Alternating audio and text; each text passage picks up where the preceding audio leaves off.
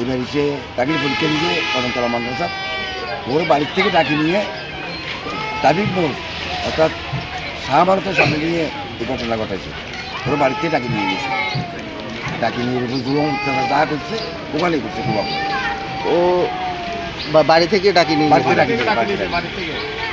কোনো ছেলের কেউ নাই, মা বাপ ছাড়া। অত্যন্ত ভালো হলো। ভাই বোনেদের নাই, কেউ নাই। এখন মা বাপ সারাদিনে দুঃখিয়ে আমরা ওইটাই চাই, ওর মা বাপকে সান্ত্বনা দেওয়ার জন্য। যে ছেলেটা যে দ্বারা মারছে ওনার বিষয়টা হচ্ছে যে তাহমিদ খান আমার ছোটো ভাই, আমার নিজের ওয়ার্ডের জুলাই যোদ্ধা সম্মুখ সারির জুলাই যোদ্ধা। ও জুলাই আন্দোলনে গুলিবিদ্ধ হয়েছিল, আমরা ওর চিকিৎসা করাইছিলাম এবং ও এই নিরাপদ সড়ক আন্দোলনের একজন নেতা। ও সামাজিক একটা ছেলে। ও জিয়াউর রহমানের আদর্শে উদ্বুদ্ধ হয়ে আমাকে বলেছিল, ভাইয়া আমি ছাত্রদল করবো। আমি বলছি করো, তোমার যে যোগ্যতা তুমি ছাত্রদল করলে ভালো করতে পারবে। পরে আমি দিদার ভাই সহ চেয়ারম্যানের কাছে পাঠাইছিলাম। ও খুব ভালো ছেলে ছিল। দুঃখজনক বিষয়, একটা অনাকাঙ্ক্ষিত ঘটনা ঘটে গেছে, এর মধ্যে পরে ও নিহত হয়েছে। এটাই আর কি। আমরা বাংলাদেশ জাতীয়তাবাদী ছাত্রদল বিনীত অনুরোধ করছি, সুষ্ঠু তদন্তের মাধ্যমে এই হত্যার, এই ন্যাক্কারজনক হত্যার বিচার হোক, এটা আমরা দাবি করি। আমার বাগিনা নিল একটা লোক ছেলে, এ মাদ্রাসা লেখাপড়া করে।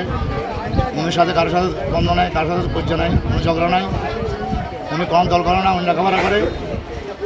উনি কালকে বাজারে ওরা মারামারি হচ্ছে, ধরে মারামারি হচ্ছে। ওরা চলে গেছে, আমাকে যে আমার বাগেরাকে মারলো, আমার বাগের সাথে আরেকটা ছেলেকে মারলো। আমার বাগেরা মারা গেল, আরেকটা ছেলেটা মারা কথা আছে মেডিকেলে। এখন পুরো মিনিস্ট্রিতে ফাঁসি আমি যাই। আমার বাগিনে হত্যার মামলা যেন তোদের ভাবে ফাঁসি হয়, এদের হত্যাকারীদের ফাঁসি হয়, দ্রুতভাবে বিচার হয়। আর যেন কোনোদিন কারো মায়ের বুক খালি না হয়, কোনোদিন এই জন্য আর কোনো খুন খারাপি না হয়, এটা আমার ভাবা।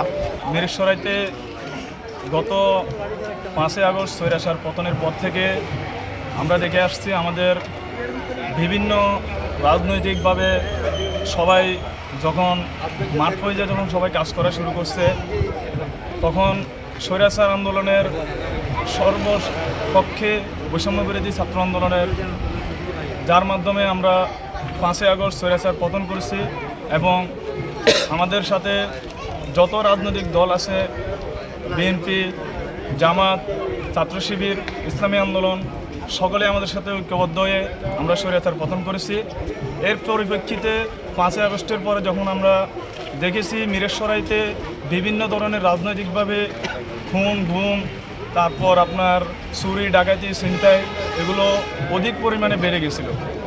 তার পরিপ্রেক্ষিতে আমরা দেখলাম মিরসরাইতে পরে 2-3টা ঘটনা ঘটে গেছে। সর্বশেষ আমরা 2025 সালের শেষ সময়ে এসে আমরা যে ঘটনাটা দেখছি, সেটা হচ্ছে যে আমাদের সহযোদ্ধা যে ফেনী বৈষম্যবিরোধী ছাত্র আন্দোলনের স্বৈরাচার পতনের যে আন্দোলন হয়েছিল, সে আন্দোলনে সে সরাসরি সম্পৃক্ত ছিল। এমনকি সাথে আমাদের 5 আগস্টের পর থেকে আমাদের সাথে যতগুলো সামাজিক কর্মকাণ্ড আছে, তারপর আমাদের যতগুলো আমাদের বন্যা কবলিত মানুষের পাশে, সে আমাদের পাশে ছিল। অবশেষে আমরা শেষ পর্যায়ে 2025 সালের শেষ পর্যায়ে আসি, দেখলাম আমাদের সেই সহযোদ্ধাকে আমরা হারালাম। যদিও কী কারণে হারাইছি সেটা আমরা জানি না।